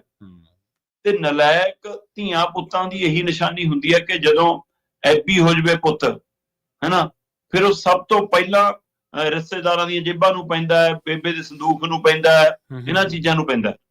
ਤੇ ਜਦੋਂ ਇੱਧਰੋਂ ਦਮ ਟੁੱਟ ਜਾਂਦਾ ਹੈ ਕਿ ਚਲੋ ਜੀ ਹੁਣ ਇੱਧਰੋਂ ਮਿਲਣਾ ਬੰਦ ਹੋ ਗਿਆ, ਫਿਰ ਉਹਨੂੰ ਰਸੋਈ 'ਚ ਪਿਆ ਹਰ ਭਾਂਡਾ ਵੀ ਪੈਸਾ ਦਿਖਣ ਲੱਗ ਜਾਂਦਾ, ਫਿਰ ਉਹ ਭਾਂਡਾ ਟਿੱਕਰ ਵੇਚਣ ਤੇ ਆ ਜਾਂਦਾ। ਹੁਣ ਇਹ ਸਰਕਾਰ ਦਾ ਉਹ ਹਾਲ ਹੋ ਗਿਆ ਕਿ 4 ਵਜੇ ਤੋਂ ਤੋੜ ਲੱਗ ਜਾਂਦੀ ਹੈ। ਇਹ ਉਹ ਤਰੀਕਾ ਕਿ ਹਾਂ ਵੀ ਕਿਸੇ ਤੋਂ ਪੈਸਾ ਲਿਆਓ ਬਸ ਮਰੇ ਜਾਂਦੇ ਆ। ਤੇ ਹੁਣ ਇਹਨਾਂ ਨੂੰ ਹਰ ਚੀਜ਼ ਸਰਕਾਰੀ ਜਾਇਦਾਦ, ਹਰ ਨੋਟ ਦਿਖਣ ਲੱਗੀ ਪਈ ਕਿ ਇਹਦੇ ਰਾਹੀਂ ਪੈਸਾ ਇਕੱਠਾ ਕਰ ਲਓ। ਸਹੀ, ਬਿਲਕੁਲ। ਕਿਹਦੀ ਪੂਰਤੀ ਕਰਨੀ ਹੈ? ਜਿਹਨੂੰ ਚੋਪਰ 'ਚ ਝੂਟੇ ਦਿੰਦੇ ਉਹਦੀ, ਜਿਹਨੂੰ ਸ਼ੀਸ਼ ਮਹਿਲ 'ਚ ਰਹਿਣ ਦੀ ਆਦਤ ਪੈ ਗਈ ਉਹਦੀ, ਕਦੇ ਦਿੱਲੀ ਤੇ ਕਦੇ ਪੰਜਾਬ 'ਚ ਸ਼ੀਸ਼ ਮਹਿਲ। ਹੁਣ ਇੱਥੇ ਵੀ ਉਹੀ ਬੜੀਆਂ ਬੜੀਆਂ ਕੋਠੀਆਂ ਬਣ ਗਈਆਂ, ਉਹਨਾਂ 'ਚ ਰਹਿਸ਼ ਨੇ, ਉੱਥੇ ਸਾਰਾ ਕੁਝ ਚਾਰਜ ਹੋਈਆਂ। ਚਲੋ ਜੀ PW ਡਿਪਾਰਟਮੈਂਟ ਨੂੰ ਭੇਜ ਦਿਓ ਲਿਸਟ, ਜੀ ਅੱਜ ਆਹ ਇੱਟਾਂ ਲਵਾ ਦਿਓ, ਅੱਜ ਆਹ ਪੱਥਰ ਲਵਾ ਦਿਓ, ਅੱਜ ਆਹ ਕਾਰਪਟ ਭੇਜ ਦਿਓ, ਅੱਜ ਆਹ ਫਰਨੀਚਰ ਭੇਜ ਦਿਓ। ਕੀ ਕਰਨਾ ਹੈ, ਕਾਹਦੇ ਲਈ? ਤੇ ਜੇ ਤੁਸੀਂ ਖਜ਼ਾਨੇ ਦੀ ਗੱਲ ਕਰਦੇ ਹੋ, ਖਜ਼ਾਨਾ ਤੁਹਾਡਾ ਰੇਤ ਤੇ ਸ਼ਰਾਬ ਵਾਲੇ ਕਾਰੋਬਾਰ ਨਾਲ ਭਰ ਗਿਆ ਹੋਊਗਾ, ਉਹ ਤਾਂ ਉਹਦੇ ਨਾਲ ਭਰਨਾ ਸੀ। ਤੁਹਾਡੇ ਅੰਕੜੇ ਸੀ ਬੜੇ ਬੜੇ ਬਿਆਨੀ ਕਿ ਇੱਥੋਂ ਪੈਸਾ ਇੰਨਾ ਹੋਣਾ, ਇੰਨਾ ਕਿੱਥੇ ਗਿਆ, ਕਿੱਥੇ ਆ ਰੋਡ ਮੈਪ? ਸੋ ਪੰਜਾਬ ਨੂੰ ਜੋ 70-72 ਸਾਲਾਂ 'ਚ ਨਹੀਂ ਕੋਈ ਕਰ ਸਕਿਆ, ਉਹ ਕਰਕੇ ਜਾਣਾ। ਮਤਲਬ ਭਗਵੰਤ ਮਾਨ ਦੀ ਸਰਕਾਰ ਨੇ ਤੈਅ ਕਰ ਲਿਆ ਕਿ ਅਸੀਂ ਬਈ ਕੈਪਟਨ ਅਮਰਿੰਦਰ ਨਾਲੋਂ ਤੇ ਬਾਦਲਾਂ ਦੇ ਰਾਜ ਨਾਲੋਂ ਵੱਧ ਕਰਜ਼ਈ ਕਰਕੇ ਜਾਣਾ। ਸੋ ਇਹ ਤੈਅ ਹੈ ਜੀ। ਸੋ ਇੱਕ ਪਾਸੇ ਤੁਹਾਡਾ ਹਰ ਮਹੀਨੇ 4,4200 ਕਰੋੜ ਦਾ ਤੁਸੀਂ ਲੋਨ ਚੱਕ ਰਹੇ ਹੋ, ਦੂਏ ਪਾਸੇ ਖੁੱਲੇ ਬਾਜ਼ਾਰ 'ਚੋਂ ਚੱਕਣ ਲਈ ਤੁਸੀਂ ਜਾਇਦਾਦਾਂ ਨੂੰ ਗਹਿਣੇ ਪਾ ਰਹੇ ਹੋ, ਹੈਨਾ। ਤੀਜਾ, ਪੁਰਾਣੀ ਦੀ ਕਿਸ਼ਤ ਨਹੀਂ ਉਤਰਦੀ, ਦਮ ਭਰਦੇ ਹੋ ਅਸੀਂ ਇੰਨਾ ਉਤਾਰ ਦਾਂਗੇ, ਉਹ ਉਤਾਰ ਦਾਂਗੇ। ਪਰ ਜਦੋਂ ਇਹ ਵਿੱਤੀ ਵਾਰਾ ਮੁੱਕਣਾ ਤਾਂ ਵਿੱਤੀ ਵਾਰ ਮੰਨਦੇ ਸੀ ਕਿ 4.25 ਲੱਖ ਕਰੋੜ ਤੋਂ ਉੱਪਰ ਪੰਜਾਬ ਕਰਜ਼ਈ ਹੋ ਜਾਣਾ, ਪਰ ਹੁਣ ਉਹ ਕਹਿਣ ਲੱਗ ਪਏ ਕਿ ਇਹ ਤੋਂ ਵੀ ਪਾਰ ਜਾਊਗਾ। ਤੇ ਇਹ ਸਰਕਾਰ ਦਾ ਟਰਨ ਮੁੱਕਦਿਆਂ ਕਿਤੇ 5 ਲੱਖ ਕਰੋੜ ਤੋਂ ਪਾਰ ਨਾ ਪੰਜਾਬ ਕਰਜ਼ਈ ਹੋ ਜਾਵੇ, ਰਿਕਾਰਡ ਬਣਾ ਕੇ ਜਾਣਗੇ। ਹਾਂਜੀ, ਬਿਲਕੁਲ, ਰਿਕਾਰਡ ਤਾਂ ਬਣਾ ਕੇ ਜਾਣਗੇ। ਇੱਕ ਪਾਸੇ ਹੁਣ ਇਹ ਕਹਿੰਦੇ ਨੇ ਸਰਕਾਰਾਂ ਦੇ ਖਜ਼ਾਨੇ ਵੀ ਕਦੇ ਖਾਲੀ ਹੋਏ ਆ, ਮਾਨ ਸਾਹਿਬ ਕਹਿੰਦੇ ਨੇ। ਦੂਜੇ ਪਾਸੇ ਇਹਨਾਂ ਦੇ ਜਿਹੜੇ ਮੁੱਖ ਮੰਤਰੀ ਨੇ ਉਹ ਕਹਿੰਦੇ ਕਿ ਬਈ ਸਨਅਤ ਵਾਲਿਆਂ ਨੂੰ ਕਹਿੰਦੇ ਨੇ, ਇੰਡਸਟਰੀ ਵਾਲਿਆਂ ਨੂੰ, ਕਿ ਸਾਡੇ ਤੋਂ ਕੋਈ ਆਸ ਉਮੀਦ ਨਾ ਰੱਖਿਓ ਨਵੀਂ ਨੀਤੀ ਦੇ ਵਿੱਚ। ਤੀਜੇ ਪਾਸੇ ਭਾਂਡੇ ਖੜਕੀ ਪਏ, ਅੱਜ ਤੁਸੀਂ ਹਾਲ ਸੁਣਾ ਹੀ ਦਿੱਤਾ। ਸੋ ਇੱਥੋਂ ਪਤਾ ਲੱਗਦਾ ਵੀ ਇਹਨਾਂ ਦੀ ਜਿਹੜੀ ਪੈਸਾ ਇਕੱਠਾ ਕਰਨਾ ਸੀ ਨਾ, ਰੇਤੇ ਰੂਤੇ ਵਾਲਾ, ਉਹ ਤਾਂ ਕਿਤੇ ਰੇਤ 'ਚ ਹੀ ਰੁਲ ਗਿਆ। ਇਹਨਾਂ ਦੇ ਅਸਲ ਮਨਸੂਬੇ ਤਾਂ ਕਿਤੇ ਹੋਰ ਹੀ ਪੈਸਾ ਇਕੱਠਾ ਕਰਨ ਦੇ ਸੀਗੇ। ਨਵੇਂ ਅਕਾਲੀ ਦਲ ਦੀ ਗੱਲ ਕਰੀਏ, ਇਹਨਾਂ ਦੇ ਮੂਹਰੇ ਹੁਣ ਸੁਖਬੀਰ ਸਿੰਘ ਬਾਦਲ ਨੇ ਕਾਨੂੰਨੀ ਰੂਪ ਦੇ ਵਿੱਚ ਇੱਕ ਚੁਣੌਤੀ ਰੱਖ ਦਿੱਤੀ ਹੈ ਤੇ 20 ਅਗਸਤ ਨੂੰ ਕਹਿੰਦੇ ਇੱਕ ਹੋਰ ਪ੍ਰੀਖਿਆ ਹੋਣੀ ਹੈ ਇਹਨਾਂ ਦੀ। ਦੇਖੋ, ਨਵਾਂ ਅਕਾਲੀ ਦਲ ਜਦੋਂ ਹੋਂਦ 'ਚ ਆਇਆ ਤੇ ਗਿਆਨੀ ਹਰਪ੍ਰੀਤ ਸਿੰਘ ਹੋਰੀ ਪ੍ਰਧਾਨ ਬਣੇ ਤੇ ਤਦ ਉਹ ਵੀ ਵਾਕਫ ਸੀ ਤੇ ਸਭ ਨੂੰ ਪਤਾ ਹੀ ਸੀ ਕਿ ਅਕਾਲੀਆਂ ਦੀ ਲੜਾਈ ਜਿਵੇਂ ਹੁੰਦੀ ਹੈ ਉਵੇਂ ਦੀ ਲੜਾਈ ਹੋਊਗੀ ਤੇ ਆਮੋ ਸਾਹਮਣੇ ਵੱਧ ਹੋਣਗੇ, ਆਪਸ 'ਚ ਵੱਧ ਟਕਰਾਉਣਗੇ, ਪੰਜਾਬ ਦੇ ਮੁੱਦੇ ਪਿੱਛੇ ਚਲੇ ਜਾਣਗੇ। ਤੇ ਉਹ ਸ਼ੁਰੂ ਹੋ ਗਿਆ ਜੀ ਕੰਮ। ਕਦੇ ਐਡਵੋਕੇਟ ਹਰਿੰਦਰ ਸਿੰਘ ਧਾਮੀ ਨੂੰ ਮੋਰਚੇ ਤੇ ਤਾਰਿਆ, ਕਦੇ ਦਲਜੀਤ ਸਿੰਘ ਚੀਮਾ ਹੋਰਾਂ ਨੂੰ ਤਾਰਿਆ, ਕਦੇ ਗਾਬੜੀਆ ਹੋਰਾਂ ਨੂੰ ਤਾਰਤਾ ਤੇ ਕਦੇ ਮਤਲਬ ਨੌਜਵਾਨ ਆਪਣੇ ਬੁਲਾਰਿਆਂ ਨੂੰ ਲਾਤਾ। ਤੇ ਹੁਣ ਤਾਂ ਇੱਥੋਂ ਤੱਕ ਗੱਲਾਂ ਆਉਣ ਲੱਗ ਪਈਆਂ ਜੀ ਕਿ ਜੀ ਗੋਲੀ ਵੀ ਗਿਆਨੀ ਹਰਪ੍ਰੀਤ ਸਿੰਘ ਨੇ ਚਲਵਾਈ ਹੈ ਸੁਖਬੀਰ ਬਾਦਲ ਤੇ, ਜੀ ਇਹਨਾਂ ਨੇ ਮੌਕਾ ਕਰਵਾਇਆ ਜੀ, ਇੱਥੋਂ ਤੱਕ ਬਿਆਨ ਦੇਣ ਲੱਗ ਪਏ। ਸੋ ਇਹਦੇ ਲਈ ਮੈਨੂੰ ਲੱਗਦਾ ਕਿ ਉਸ ਧਿਰ ਨੂੰ ਪਤਾ ਤਾਂ ਸੀ ਕਿ ਇਸ ਕਦਰ ਆਉਣਗੇ, ਪਰ ਇੰਨੇ ਹਲਕੇ ਹੋ ਕੇ ਉਤਰੇ ਆਉਣਗੇ, ਇਸ ਤਰ੍ਹਾਂ ਦੀ ਰਾਜਨੀਤੀ ਕਰਨਗੇ, ਇਹ ਸ਼ਾਇਦ ਗਿਆਨੀ ਹਰਪ੍ਰੀਤ ਸਿੰਘ ਨੇ ਸੋਚਿਆ ਹੋਣਾ। ਮਤਲਬ ਨਾਮ ਵੀ ਸਤਿਕਾਰ ਨਾਲ ਲੈਂਦੇ, ਹਰਪ੍ਰੀਤ ਐ, ਉਹ ਹਰਪ੍ਰੀਤ ਤੋਂ, ਹਰਪ੍ਰੀਤ ਤੂੰ, ਹਰਪ੍ਰੀਤ ਮੈਂ, ਮਤਲਬ ਇਹ ਸ਼ਬਦਾਂ ਦੇ ਉੱਤੇ ਨੇ। ਇਹ ਭਾਸ਼ਾ ਹੈ ਸਾਡੇ ਲੀਡਰਾਂ ਦੀ। ਮਤਲਬ ਜੇ ਤੁਸੀਂ ਸਤਿਕਾਰ ਕਰੋਗੇ ਨਹੀਂ ਤਾਂ ਸਤਿਕਾਰ ਭਾਲੋਗੇ ਕਿਵੇਂ? ਘੱਟੋ ਘੱਟ ਤੱਥਾਂ ਦੇ ਆਧਾਰ ਤੇ ਦੋਸ਼ ਲਾਓ, ਅੰਕੜਿਆਂ ਦੇ ਆਧਾਰ ਤੇ ਦੋਸ਼ ਲਾਓ, ਕੋਈ ਮੁੱਦਿਆਂ ਦੇ ਆਧਾਰ ਤੇ ਬਹਿਸ ਕਰੋ ਤਾਂ ਉਹਦੀ ਚਰਚਾ ਸਾਰਥਕ ਹੋਵੇ। ਪਰ ਜਿਹੜੀ ਹਲਕੇ ਪੱਧਰ ਦੀ ਹੈ ਇਹ ਸ਼ੋਭਾ ਨਹੀਂ ਦਿੰਦੀ। ਇਹ ਪੰਜਾਬ ਦੀ ਤਾਂ ਪੰਜਾਬ ਦੀ, ਅਕਾਲੀ ਦਲ ਦੀ ਵੀ ਕਿਤੇ ਅਜਿਹਾ ਨਹੀਂ ਚੰਗਾ ਲੱਗਦਾ। ਪਰ ਜਦੋਂ ਹੁਣ ਛਿੜ ਗਈ ਤਾਂ ਫਿਰ ਸਿਰ ਪਈ ਤਾਂ ਫਿਰ ਹੁਣ ਚੱਲਣਾ ਪਊਗਾ। ਹੁਣ ਸਵਾਲ ਤਾਂ ਇਹ ਹੈ ਕਿ ਇੱਧਰ ਤਾਂ ਸਾਰੀ ਟੀਮ ਹੈਗੀ ਹੈ, ਇੱਧਰ ਤਾਂ ਉਪ ਪ੍ਰਧਾਨਾਂ ਦੀ ਵੀ ਫੌਜ ਤਾਰਤੀ ਕਿ ਲਓ ਜੀ 50-55 ਹੋਰ ਬਣਾਤੇ ਕਿ ਕਿਤੇ ਉਧਰ ਨਵੇਂ ਅਕਾਲੀ ਦਲ 'ਚ ਕੋਈ ਚਲਾ ਨਾ ਜਾਵੇ। ਮੈਂ ਤਾਂ ਕਹਿੰਦਾ ਜਿੰਨਿਆਂ ਨੇ ਮੈਂਬਰਸ਼ਿਪ ਲਈ ਆ ਅਕਾਲੀ ਦਲ ਬਾਦਲ ਦੀ, ਉਹਨਾਂ ਸਾਰਿਆਂ ਨੂੰ ਵੀ ਬਣਾ ਦਿਓ, ਸਹੀ ਹੈ, ਤਾਂ ਕਿ ਸਾਰੇ ਖੁਸ਼ ਰਹਿਣ। ਹੁਣ ਦੂਏ ਪਾਸੇ ਸਮੱਸਿਆ ਇਹ ਹੈ ਕਿ ਉਧਰ ਅਜੇ ਇਕੱਲੇ ਪ੍ਰਧਾਨ ਜੀ ਨੇ, ਤਾਂ ਜਵਾਬ ਕੌਣ ਦੇਵੇ? ਅਜੇ ਉਧਰ ਕੋਈ ਕਾਊਂਟਰ ਕਰਨ ਲਈ ਹੈ ਨਹੀਂ। ਜੇ ਕਿਸੇ ਨੂੰ ਪੁੱਛੋ ਅਗਲਾ ਕਹਿੰਦਾ ਜੀ ਮੈਂ ਕਿਹੜਾ ਨਾਮਜ਼ਦ ਕੀਤਾ, ਮੈਂ ਕਿਵੇਂ ਬੋਲ ਦੇਵਾਂ ਜੀ। ਅੱਜ ਨਵੇਂ ਪ੍ਰਧਾਨ ਸਾਹਿਬ ਨੇ ਢੀਂਡਸਿਆਂ ਦੇ ਘਰੇ ਚੰਡੀਗੜ੍ਹ ਮੀਟਿੰਗ ਸੱਦੀ ਆ, ਠੀਕ ਹੈ, ਤੇ ਕਹੀ ਜਾ ਰਿਹਾ ਸੀਗਾ ਕਿ ਉਹ ਮੀਟਿੰਗ ਪਿੱਛੇ ਮਕਸਦ ਇਹੀ ਆ ਕਿ ਭਾਈ ਆਪਾਂ 31 ਮੈਂਬਰੀ ਜਿਹੜੀ ਵਰਕਿੰਗ ਕਮੇਟੀ ਬਣਾਉਣੀ ਆ ਤੇ 10 ਮੈਂਬਰ ਜਿਹੜੇ ਨਾਮਜ਼ਦ ਕਰੇ, ਮਤਲਬ 41 ਮੈਂਬਰੀ ਬਣਨੀ ਆ। ਉਹ 'ਚ 31 ਤਾਂ ਕਹਿੰਦੇ ਚੁਣਨੇ ਆ ਤੇ 10 ਮੈਂਬਰ ਪ੍ਰਧਾਨ ਜੀ ਨਾਮਜ਼ਦ ਕਰਨਗੇ। ਜੇ 31 ਚੁਣਨੇ ਫਿਰ ਇਜਲਾਸ ਵਾਲੇ ਦਿਨ ਚੁਣਨੇ ਸੀ, ਹੋਰ ਕਾ ਚੁਣਨੇ ਸੀ? ਸਹੀ ਹੈ, ਚੁੱਪ ਤਾਂ ਉੱਥੇ ਉਹ ਤਾਂ ਬਾਦਲ ਵਾਲਾ ਹੀ ਤਰੀਕਾ ਹੈ ਜੀ, ਪ੍ਰਧਾਨ ਜੀ ਆਪੇ ਕਰ ਲੈਣਗੇ। ਮਤਲਬ ਪ੍ਰਧਾਨ ਜੀ ਅੱਜ ਬੈਠ ਕੇ ਸੈੱਟ ਕਰ ਲੈਣਗੇ ਕਿ ਤੇਰਾ ਬੰਦਾ ਮੇਰਾ ਬੰਦਾ ਕਰਾ ਕੇ 41 ਪੂਰੇ ਕਰ ਲਓ। ਸੋ ਇਸ ਲਈ ਇੱਕ ਤਾਂ ਕਹਿੰਦੇ ਕਿ ਅੱਜ ਉਹ ਸੈਟਿੰਗ ਕਰਨੀ ਆ। ਦੂਜਾ ਕਹਿੰਦੇ ਜੀ ਕਿ ਮਤਲਬ ਜ਼ਿਲ੍ਹਾ ਪ੍ਰਧਾਨ ਵੀ ਹੋ ਸਕਦੇ ਨੇ, ਅਹੁਦੇਦਾਰਾਂ ਦੇ ਲਈ ਵੀ ਕੁਛ ਨਾਮ। ਇਹ ਸਾਰੀ ਪ੍ਰਕਿਰਿਆ ਦੀ ਬੈਠਕ ਰੱਖੀ ਸੀ। ਪਰ ਜਿੱਦਾਂ ਪਿਛਲੇ 2.5 ਦਿਨਾਂ ਤੋਂ ਅਕਾਲੀ ਦਲ ਬਾਦਲ ਤਾਬੜਤੋੜ ਹਮਲੇ ਕਰ ਰਿਹਾ ਨਵੇਂ ਅਕਾਲੀ ਦਲ ਤੇ ਨਵੇਂ ਪ੍ਰਧਾਨ ਤੇ, ਮੈਨੂੰ ਲੱਗਦਾ ਸਭ ਤੋਂ ਪਹਿਲਾਂ ਬੁਲਾਰੇ ਨਾਲ ਨਿਯੁਕਤ ਹੋ ਜਾਣ ਕਿਤੇ ਕਿ ਭਾਈ ਪਹਿਲਾਂ ਸਪੋਕਸਮੈਨ ਤੈਅ ਕਰੋ, ਮੀਡੀਆ 'ਚ ਬੈਠ ਕੇ ਬੰਦੇ ਗੱਲ ਕਰਨ ਜੋਗੇ ਤਾਂ ਹੁਣ ਹੋ ਸਕਦਾ ਇੱਕ ਅੱਧਾ ਵੱਡਾ ਸਪੋਕਸਮੈਨ ਤਾਂ ਉਹੀ ਹੋਵੇ ਜਿਹੜਾ ਕਦੇ ਬਾਦਲਾਂ ਲਈ ਚਾਰਜੋਈ ਕਰਦਾ ਰਿਹਾ ਚੈਨਲਾਂ ਤੇ ਜਾ ਕੇ। ਚਰਨਜੀਤ ਬਰਾੜ, ਅਮਿਤ ਕੀਦੀਆ ਸਪੋਕਸ ਪਰਸਨ, ਉਹਨਾਂ ਨੂੰ ਵੀ ਬਣਾਇਆ ਜਾ ਸਕਦਾ। ਸੋ ਇਸ ਲਈ ਅੱਜ ਉਹਦੇ ਉੱਤੇ ਸਭ ਦੀਆਂ ਨਜ਼ਰਾਂ। ਪਰ ਇਹ ਸਭ ਦੇ ਦਰਮਿਆਨ, ਇਸ ਤਾਨੇ ਮਿਹਣਿਆਂ ਦੀ ਸਿਆਸਤ ਦੇ ਦਰਮਿਆਨ 20 ਅਗਸਤ ਨੂੰ ਸੰਤ ਹਰਜਨ ਸਿੰਘ ਲੌਂਗੋਵਾਲ ਉਹਨਾਂ ਦੀ ਬਰਸੀ ਆ ਰਹੀ ਹੈ, ਠੀਕ ਹੈ ਜੀ, ਤੇ ਉਸ ਬਰਸੀ ਤੇ ਬਾਦਲ ਧਿਰ ਤਾਂ ਇਕੱਠ ਕਰੂਗੀ। ਬਰਨਾਲਾ ਢੀਂਡਸਾ ਵੀ ਕਰਦੇ ਰਹੇ ਨੇ। ਸੋ ਹੁਣ ਦੇਖਣ ਵਾਲੀ ਗੱਲ ਤਾਂ ਇਹ ਹੈ ਕਿ ਨਵਾਂ ਅਕਾਲੀ ਦਲ ਇਕੱਠਿਆਂ ਹੋ ਕੇ ਕਿੰਨਾ ਕੁ ਇਕੱਠ ਕਰ ਪਾਉਂਦਾ। ਸੋ ਸਹੀ ਮਾਇਨਿਆਂ ਦੇ ਵਿੱਚ ਇਹਨਾਂ ਦੀ ਅਕਾਲੀ ਸਿਆਸਤ ਦੇ ਵਿੱਚ ਜਾਂ ਪੰਜਾਬ ਦੀ ਫਿਜ਼ਾ ਦੇ ਵਿੱਚ ਇਹ ਪਹਿਲੀ ਪ੍ਰੀਖਿਆ ਦੀ ਘੜੀ ਹੈ, ਕਿਉਂਕਿ ਸਾਡੇ ਤਾਂ ਇੱਥੇ ਅੰਦਾਜ਼ੇ ਇਕੱਠਾਂ ਤੋਂ ਹੀ ਲਾਏ ਜਾਂਦੇ ਨੇ ਜੀ ਕਿ ਰੈਲੀਆਂ ਕਾਨਫਰੰਸਾਂ 'ਚ ਕਿੰਨਾ ਇਕੱਠ ਜੀ, ਪੈਰਲ ਉਹਦੇ ਕਿੰਨਾ ਜੀ, ਇਹਦੇ ਕਿੰਨੇ, ਉਹਦੇ ਜੀ ਧੱਕੇ ਨਾਲ ਬੰਦੇ ਬਾੜੇ ਜੀ, ਉਹ ਚਾਪ ਆਏ ਜੀ, ਉਹ 'ਚ ਚਲੇ ਗਏ ਜੀ ਮੁੱਖ ਬਲਨ। ਸੋ ਇਹ ਅੰਦਾਜ਼ੇ ਨੇ। ਸੋ ਇਸ ਲਈ ਇਹ ਮੰਨਿਆ ਜਾ ਰਿਹਾ ਕਿ ਪਹਿਲੀ ਪ੍ਰੀਖਿਆ ਦੀ ਘੜੀ 20 ਅਗਸਤ ਨੂੰ ਹੈ। ਉਸ ਤੋਂ ਬਾਅਦ ਜਿਮਨੀ ਚੋਣ ਦਾ ਵੀ ਅੰਦਾਜ਼ਾ ਲਾਇਆ ਜਾ ਰਿਹਾ। ਪੰਚਾਇਤ ਤੇ ਜਾਂ ਇਹਦੀਆਂ ਜ਼ਿਲ੍ਹਾ ਪ੍ਰੀਸ਼ਦ ਤੇ ਬਲਾਕ ਸੰਮਤੀ ਦੀਆਂ ਚੋਣਾਂ ਆ ਰਹੀਆਂ ਨੇ, ਉੱਧਰ ਵੀ ਦੇਖਣਾ ਪਊਗਾ ਤੇ ਹਰ ਮੁੱਦੇ ਦੇ ਉੱਤੇ ਹੁਣ ਟਿੱਪਣੀ ਕਿਹੜੀ ਆ, ਰਾਹ ਕਿਹੜਾ ਅਖਤਿਆਰ ਕਰਨਾ, ਉਹ ਵੀ ਦੇਖਣਾ ਪਊਗਾ। ਸੋ ਇਸ ਲਈ ਇਹ ਸਾਰੀਆਂ ਗੱਲਾਂ ਵੱਡੀਆਂ ਆਉਂਦੀਆਂ ਜਾ ਰਹੀਆਂ ਨੇ। ਸੋ ਚੁਣੌਤੀ ਤਾਂ ਵੱਡੀ ਹੋ ਗਈ ਹੈ ਜੀ ਨਵੇਂ ਅਕਾਲੀ ਦਲ ਜੀ। ਬਿਲਕੁਲ। ਤੇ ਇੱਕ ਗੱਲ ਦੀ ਬੜੀ ਚਰਚਾ ਹੋ ਰਹੀ ਹੈ, ਕਹਿੰਦੇ ਕਿ ਜਿਹੜੇ ਮ੍ਰਿਤਕ ਹੁੰਦੇ ਨੇ ਆਪਣੇ, ਉਹਨਾਂ ਨੂੰ ਪੈਨਸ਼ਨਾਂ ਦਾ ਘੁਟਾਲਾ, ਉਹਨਾਂ ਦੇ ਨਾਂ ਦੇ ਉੱਤੇ ਜਾਇਦਾਦਾਂ ਦਾ ਘੁਟਾਲਾ ਜਾਂ ਉਹਨਾਂ ਦੇ ਬੈਂਕ ਖਾਤਿਆਂ ਦੇ ਵਿੱਚੋਂ ਪੈਸੇ, ਆਪਾਂ ਸਾਰੀਆਂ ਚੀਜ਼ਾਂ ਦੇਖਦੇ ਸੀ। ਪਰ ਹੁਣ ਇੱਕ ਖਬਰ ਦੇ ਮੁਤਾਬਕ ਕਹਿ ਰਹੇ ਨੇ ਕਿ ਮਰੇ ਬੰਦੇ ਦੇ ਨਾਲ, ਮ੍ਰਿਤਕਾਂ ਦੇ ਨਾਲ ਚਾਹ ਵੀ ਪੀਤੀ ਜਾ ਸਕਦੀ ਹੈ ਤੇ ਉਹ ਕਿਸੇ ਆਗੂ ਨੇ ਪੀਤੀ ਵੀ ਹੈ ਜੀ। ਬਿਲਕੁਲ ਪ੍ਰਵੀਨ ਜੀ, ਆਪਣੇ ਪਿੰਡਾਂ ਦੇ ਵਿੱਚ ਅਕਸਰ ਇਹ ਵੋਟਾਂ ਦੇ ਸਮੇਂ ਰੌਲਾ ਪੈਂਦਾ ਕਿ ਫਲਾਣਾ ਮਰਿਆ ਬੰਦਾ ਵੋਟ ਪਾ ਗਿਆ ਜੀ ਜੀ। ਮਤਲਬ ਮਰੇ ਬੰਦੇ ਦੀ ਵੋਟ ਪੈਂਦੀ ਤਾਂ ਆਪਾਂ ਦੇਖੀਏ, ਪਰ ਹੁਣ ਮਰੇ ਜਿਉਂਦੇ ਬੰਦੇ ਨੂੰ ਵੋਟਰ ਸੂਚੀ ਚੋਂ ਇਹ ਕਹਿ ਕੇ ਬਾਹਰ ਕਰਨਾ ਕਿ ਮਰ ਗਏ ਜੀ, ਤੇ ਫਿਰ ਗਲਤ ਹੋਊਗਾ। ਔਰ ਇੱਕਾ ਦੁੱਕਾ ਮਸਲਾ ਨਾ ਹੋਵੇ, ਇਹ ਹਜ਼ਾਰਾਂ 'ਚ ਮਸਲਾ ਹੋਵੇ, ਲੱਖਾਂ 'ਚ ਮਸਲਾ ਹੋਵੇ। ਇੱਕ ਪਾਸੇ ਤਾਂ ਵੋਟ ਚੋਰੀ ਦੇ ਮਾਮਲੇ 'ਚ ਸਰਕਾਰ ਘਿਰ ਰਹੀ ਹੈ ਜੀ, ਦੂਏ ਪਾਸੇ ਵੋਟ ਸੁਧਾਈ ਦੇ ਨਾਂ ਦੇ ਉੱਤੇ ਜਿਹੜਾ SIR ਹੈ ਨਾ, ਉਹ ਸ਼ੁਰੂ ਕੀਤਾ ਬਿਹਾਰ ਦੇ ਵਿੱਚ ਚੋਣ ਕਮਿਸ਼ਨ ਨੇ। ਹਾਂਜੀ ਹਾਂਜੀ। ਉਸ ਦੇ ਵਿੱਚ ਮਤਲਬ ਬੁਰੀ ਤਰ੍ਹਾਂ ਸੁਣਵਾਈ ਚੱਲ ਰਹੀ ਹੈ ਸੁਪਰੀਮ ਕੋਰਟ 'ਚ, ਰੂਟੀਨ ਦੇ ਵਿੱਚ ਅੱਜ ਵੀ ਸੁਣਵਾਈ ਹੋਣੀ ਹੈ। ਉਹ 2 ਪੜਾਵਾਂ ਦੀ ਸੁਣਵਾਈ ਮੈਂ ਦੇਖ ਰਿਹਾ ਸੀਗਾ। ਉਹਦੇ ਵਿੱਚ ਮਾਨਯੋਗ ਸੁਪਰੀਮ ਕੋਰਟ ਕਹਿੰਦੀ ਵੀ ਚੋਣ ਸੁਧਾਈ ਦਾ ਹੱਕ ਤਾਂ ਹੈਗਾ ਚੋਣ ਕਮਿਸ਼ਨ ਨੂੰ, ਤੇ 65 ਲੱਖ ਡਾਟੇ ਦੀ ਸਮੀਖਿਆ ਵੀ ਹੋਣੀ ਚਾਹੀਦੀ ਆ। ਪਰ ਕਹਿੰਦੇ ਕਿ ਇਹਦਾ ਮਤਲਬ ਇਹ ਨਹੀਂਗਾ ਕਿ ਆਧਾਰ ਤੇ ਰਾਸ਼ਨ ਕਾਰਡ ਤੁਹਾਡਾ ਨਾਗਰਿਕਤਾ ਦਾ ਪ੍ਰਮਾਣ ਪੱਤਰ ਹੈ। ਮਤਲਬ ਲਗਭਗ ਇਹ ਉਸੇ ਟੋਨ ਦੀ ਬੋਲੀ ਹੈ ਜਿਹੜੀ ਬੋਲੀ ਚੋਣ ਕਮਿਸ਼ਨ ਬੋਲਦਾ। ਸੋ ਇਹਦੇ ਨਾਲ ਫਿਰ ਜਿਹੜੀਆਂ ਲੜਨ ਵਾਲੀਆਂ ਧਿਰਾਂ ਉਹਨਾਂ ਨੂੰ ਝਟਕਾ ਵੀ ਲੱਗਦਾ ਜੀ। ਸਹੀ ਹੈ। ਪਰ ਜਦੋਂ ਇਹ ਸੁਣਵਾਈ ਚੱਲ ਰਹੀ ਸੀ ਤਾਂ ਉਹ ਸੁਣਵਾਈ ਦੇ ਜੋਗਿੰਦਰ ਯਾਦਵ ਨੂੰ ਵੀ ਮਤਲਬ ਕਿ ਆਪਣਾ ਪੱਖ ਰੱਖਣ ਦਾ ਮੌਕਾ ਮਿਲਿਆ ਤੇ ਉਹਨੇ ਪੱਖ ਰੱਖਿਆ ਉੱਥੇ। ਉਹ ਕਹਿੰਦਾ ਜੀ ਕਿ 8 ਕਰੋੜ ਤੋਂ ਉੱਪਰ ਲੋਕ ਬਿਹਾਰ ਦੇ ਵਿੱਚ ਉਹ ਨੇ ਜਿਹੜੇ ਜੀ ਮਤਲਬ 18 ਸਾਲ ਤੋਂ ਉੱਪਰ ਹੋਏ ਨੇ, ਤੇ ਉਹ ਫਿਰ ਉਹ ਸਾਰੇ ਵੋਟਰ ਸੂਚੀ 'ਚ ਹੋਣੇ ਚਾਹੀਦੇ ਸੀ। ਉਹਨਾਂ 'ਚ 29 ਲੱਖ ਲੋਕ ਕਿਵੇਂ ਬਾਹਰ ਨੇ ਜੀ, ਹੈ ਨਾ। ਫਿਰ ਉਹ ਕਹਿੰਦਾ ਵੀ ਕਿ ਜੇ ਤੁਸੀਂ ਇਹ ਕਹਿੰਦੇ ਹੋ ਕਿ ਜੀ ਇੱਥੇ ਬਾਹਰਲੇ ਬੰਦੇ ਨੇ ਇਸ ਲਈ ਉਹਨਾਂ ਦੀ ਵੋਟ ਕੱਟੀ ਜਾ ਰਹੀ ਹੈ, ਕਹਿੰਦੇ ਵੀ ਬਾਹਰੋਂ ਜੇ ਕੋਈ ਆਊਗਾ ਤਾਂ ਬੰਦੇ ਵੱਧ ਆਉਣਗੇ ਕਿ ਜਨਾਨੀਆਂ ਵੱਧ ਆਉਣਗੀਆਂ, ਵੋਟ ਵੱਧ ਜਨਾਨੀਆਂ ਦੀ ਕੱਟੀ ਗਈ ਹੈ ਬੰਦਿਆਂ ਦੀ ਬਜਾਏ।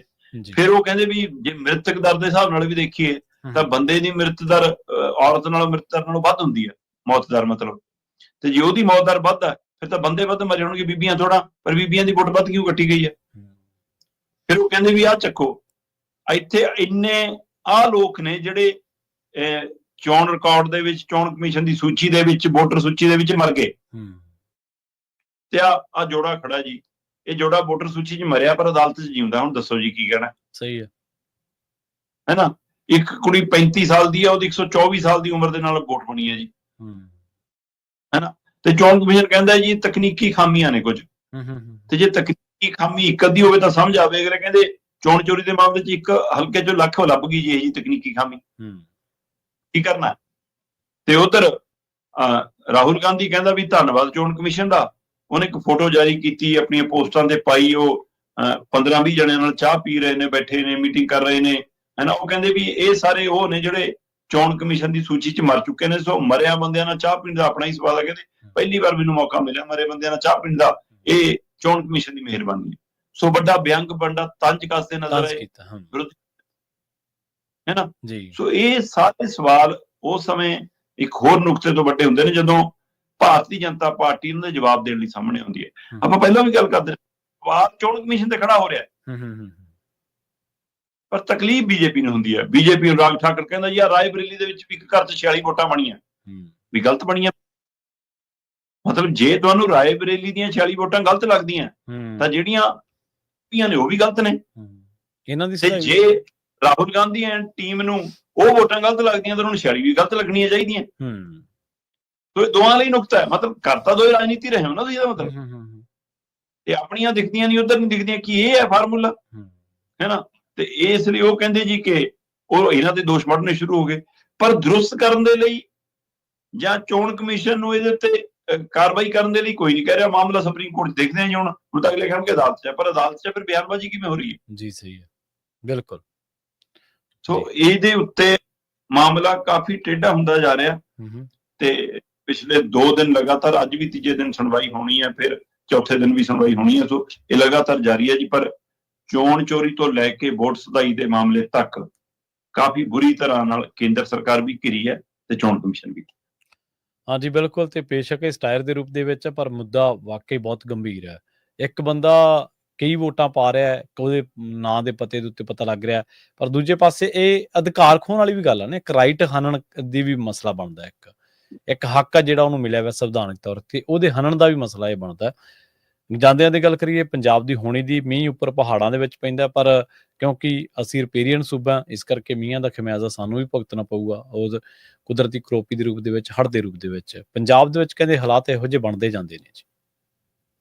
ਬਿਲਕੁਲ ਪ੍ਰਵੀਨ ਜੀ, ਪਿਛਲੇ 2 ਦਿਨਾਂ ਤੋਂ ਲਗਾਤਾਰ ਪੰਜਾਬ ਦੇ ਵਿੱਚ ਜਿਵੇਂ ਪਾਣੀ ਦੀ ਆਮਦ ਵਧਣ ਕਰਕੇ, ਮੀਂਹ ਪੈਣ ਕਰਕੇ ਡੈਮਾਂ ਚੋਂ ਲਗਾਤਾਰ ਕਿਹਾ ਜਾ ਰਿਹਾ ਤੇ ਤੁਸੀਂ ਬੰਨ ਦਾ ਜਿਵੇਂ ਉਹ ਅਸੀਂ ਮਜ਼ਬੂਤ ਕਰਨ 'ਚ ਲੱਗ ਜਾਂਦੇ ਹਾਂ, ਤੇ ਪਰ ਜਿਹੜੇ ਕੱਚੇ ਬੰਨ ਨੇ ਹੋਰ ਉਹ ਟੁੱਟਣ ਦਾ ਖਤਰਾ ਪੈਦਾ ਹੁੰਦਾ। ਬਿਆਸ ਦੇ ਆਲੇ ਦੁਆਲੇ, ਸਤਲੁਜ ਦੇ ਆਲੇ ਦੁਆਲੇ ਜਿਹੜੇ ਲੋਕ ਵਸਦੇ ਨੇ ਉਹ ਖਾਲੀ ਕਰਾਏ ਗਏ ਨੇ। ਪਿੰਡਾਂ 'ਚ ਪਾਣੀ, ਖੇਤਾਂ 'ਚ ਪਾਣੀ ਕਾਫੀ ਹੱਦ ਤੱਕ ਵੜ ਗਿਆ, ਹੈ ਨਾ। ਤੇ ਇੱਧਰ ਕਪੂਰਥਲਾ ਬੈਲਟ, ਸੁਲਤਾਨਪੁਰ ਲੋਧੀ, ਨਕੋਦਰ, ਜਲੰਧਰ, ਇਹ ਵਾਲੇ ਪਿੰਡ ਤਾਂ ਕਾਫੀ ਜ਼ਿਆਦਾ ਪ੍ਰਭਾਵਿਤ ਹੋਏ ਨੇ। ਇਸੇ ਤਰ੍ਹਾਂ ਫਿਰੋਜ਼ਪੁਰ ਖੇਤਰ, ਹੁਸ਼ਿਆਰਪੁਰ ਵਾਲਾ ਖੇਤਰ, ਹੈ ਨਾ, ਜਲੰਧਰ ਕਪੂਰਥਲੇ ਦੀ ਆਪਾਂ ਗੱਲ ਕਰ ਰਹੇ ਹਾਂ, ਇਹ ਖੇਤਰ ਇਹ ਕਾਫੀ ਜ਼ਿਆਦਾ ਪ੍ਰਭਾਵਿਤ। ਔਰ ਉੱਪਰ ਪਹਾੜਾਂ 'ਚ ਬੱਦਲ ਫਟਣ ਦੀਆਂ ਖਬਰਾਂ, ਲਗਾਤਾਰ ਮੀਂਹ ਤੇਜ਼ ਪੈਣ ਦੀਆਂ ਖਬਰਾਂ, ਤੇ ਉਹਦੇ ਨਾਲ ਫਿਰ ਡੈਮਾਂ 'ਚੋਂ ਪਾਣੀ ਛੱਡਣਾ। ਮਤਲਬ ਇਸ ਮੌਕੇ ਬਿਆਸ ਤਾਂ ਖਤਰੇ ਦੇ ਨਿਸ਼ਾਨ ਤੋਂ ਉੱਪਰ ਵਗ ਰਿਹਾ ਹੈ ਨਾ। ਲਗਭਗ ਘੱਗਰ ਵੀ ਪੂਰੇ ਉਫਾਨ ਤੇ ਹੈ, ਤੇ ਸਤਲੁਜ, ਜੀ ਸਾਗਰ ਡੈਮ, ਭਾਖੜਾ ਡੈਮ, ਇਹ ਸਾਰੇ ਵੀ ਮਤਲਬ ਜਿਸ ਤਰ੍ਹਾਂ ਪਾਣੀ ਉਹਨਾਂ 'ਚ ਵੱਧਦਾ ਤੇ ਉਹ ਪਾਣੀ ਲਗਾਤਾਰ ਛੱਡਿਆ ਵੀ ਜਾ ਰਿਹਾ। ਸੋ ਪੰਜਾਬ ਅੱਧੇ ਹੜ੍ਹ ਵਰਗੇ ਹਾਲਾਤ ਬਣ ਗਏ ਨੇ ਜੀ। ਇਹ ਕਾਫੀ ਫਿਕਰਮੰਦੀ ਵਾਲੀ ਸਥਿਤੀ ਬਣੀ ਹੋਈ ਹੈ। ਔਰ ਅਗਲੇ 3 ਤੋਂ 4 ਦਿਨ ਮੌਸਮ ਵਿਭਾਗ ਕਹਿੰਦਾ ਹੋਰ ਤੇਜ਼ ਮੀਂਹ ਪੈਣ ਦੇ ਅਜੇ ਆਸਾਰ ਹੈਗੇ, ਉੱਪਰ ਵੀ ਤੇ ਪੰਜਾਬ 'ਚ। ਜਦੋਂ ਹੀ ਮੀਂਹ ਪੈਣੇ ਸ਼ੁਰੂ ਹੁੰਦੇ ਨੇ, ਉਦੋਂ ਸਾਡੇ ਵਿਭਾਗਾਂ ਨੂੰ ਯਾਦ ਆਉਂਦਾ ਸ਼ਰਮਾ ਜੀ ਕਿ ਹੁਣ ਵੱਖ-ਵੱਖ ਜਿਹੜੇ ਪਾਣੀ ਦੇ ਸੋਮੇ ਨੇ, ਚਾਹੇ ਦਰਿਆ ਨੇ, ਉਹਨਾਂ ਦੀ ਸਫਾਈ ਕਰਾਉਣੀ ਸੀ। ਜਿਹੜੀਆਂ ਪਾਣੀ ਦੇ ਰਾਹ ਦੇ ਵਿੱਚ ਰੁਕਾਵਟਾਂ ਆਉਂਦੀਆਂ ਉਹਨਾਂ ਨੂੰ ਦੂਰ ਕਰਨਾ ਸੀ, ਜਿਹੜੇ ਪੁਲ ਪਲ ਬੰਦ ਹੋਏ ਨੇ ਉਹਨਾਂ ਨੂੰ ਚਾਲੂ ਕਰਨਾ ਸੀ। ਪਰ ਇਹਨਾਂ ਦੀ ਜਾਗ ਉਹਦੀ ਖੁੱਲਦੀ ਹੈ, ਪਰ ਉਦੋਂ ਨੂੰ ਦਰਿਆ ਕੋਈ ਨਾ ਕੋਈ ਕਿਨਾਰਾ ਤੋੜ ਕੇ ਕਿਸੇ ਨਾ ਕਿਸੇ ਤਰੀਕੇ ਨਾਲ ਪਿੰਡਾਂ ਦੇ ਵਿੱਚ ਜਾਂਦਾ, ਤੇ ਨਾ ਸਿਰਫ ਲੋਕਾਂ ਦਾ ਨੁਕਸਾਨ ਹੁੰਦਾ ਮਾਲੀ ਤੌਰ ਤੇ, ਜਾਨੀ ਤੌਰ ਤੇ, ਬਲਕਿ ਪਸ਼ੂ ਭਾਰੇ ਦਾ ਤੇ ਹੋਰ ਜਿਹੜੀਆਂ ਫਸਲਾਂ ਦਾ ਨੁਕਸਾਨ ਵੀ ਆਪਾਂ ਦੇਖਦੇ ਹਾਂ। ਸੋ ਇਹਦੇ ਵਿੱਚ ਜੇ ਤਾਂ ਪੰਜਾਬ ਦੇ ਵਿੱਚ ਮੀਂਹ ਪੈ ਗਿਆ ਤਾਂ ਆਪਾਂ ਮੰਨ ਸਕਦੇ ਹਾਂ ਵੀ ਚਲੋ ਕੁਦਰਤ ਦਾ ਕਹਿਰ ਇੱਕਦਮ ਆ ਗਿਆ ਤੇ ਕੋਈ ਪ੍ਰਬੰਧ ਨਹੀਂ ਹੋ ਸਕਿਆ, ਪਰ ਜੇ ਉੱਪਰਲਾ ਪਾਣੀ ਆ ਕੇ ਤੁਹਾਡਾ ਨੁਕਸਾਨ ਕਰ ਰਿਹਾ ਤੇ ਇਹਦਾ ਮਤਲਬ ਤੁਹਾਡੇ ਪ੍ਰਬੰਧਾਂ ਦੇ ਵਿੱਚ ਵੀ ਕਿਤੇ ਨਾ ਕਿਤੇ ਲਾਪਰਵਾਹੀ, ਨਾਲੀਅਤ ਨਜ਼ਰ ਆਉਂਦੀ ਹੈ। ਸ਼ਰਮਾ ਜੀ, ਇਹਨਾਂ ਖਾਸ ਖਬਰਾਂ ਤੇ ਖਾਸ ਜਾਣਕਾਰੀਆਂ ਦੇ ਲਈ ਤੁਹਾਡਾ ਬਹੁਤ ਬਹੁਤ ਧੰਨਵਾਦ ਜੀ। ਸਤਿ ਸ੍ਰੀ ਅਕਾਲ ਜੀ। ਪ੍ਰੋਗਰਾਮ ਖਬਰ ਤੇ ਨਜ਼ਰ ਨੂੰ ਆਪਾਂ ਇੱਥੇ ਸਮਾਪਤ ਕਰਾਂਗੇ। ਆਪਣੇ ਨਾਲ ਪ੍ਰੋਗਰਾਮ ਖਬਰ ਤੇ ਨਜ਼ਰ ਦੇ ਵਿੱਚ ਪੰਜਾਬ ਤੋਂ ਸੀਨੀਅਰ ਪੱਤਰਕਾਰ ਦੀਪਕ ਸ਼ਰਮਾ ਚਨਾਰਥਲ ਜੀ ਜੁੜੇ ਸਨ, ਜਿਨ੍ਹਾਂ ਦੇ ਨਾਲ ਆਪਾਂ ਕੀ ਅਹਿਮ ਖਬਰਾਂ ਨੂੰ ਲੈ ਕੇ ਚਰਚਾ ਕੀਤੀ ਹੈ। ਵੇਲਾ ਹੋ ਗਿਆ ਤੁਹਾਡੇ ਤੋਂ ਇਜਾਜ਼ਤ ਲੈਣ ਦਾ। ਮੈਨੂੰ ਪ੍ਰਵੀਨ ਸ਼ਰਮਾ ਨੂੰ ਇੱਥੇ ਦਿਓ ਇਜਾਜ਼ਤ। ਜੁੜੇ ਰਹੋ ਪੰਜਾਬੀ ਰੇਡੀਓ ਐਸੇ ਦੇ ਨਾਲ। ਤੁਹਾਡਾ ਸਾਰਿਆਂ ਦਾ ਬਹੁਤ ਬਹੁਤ ਧੰਨਵਾਦ।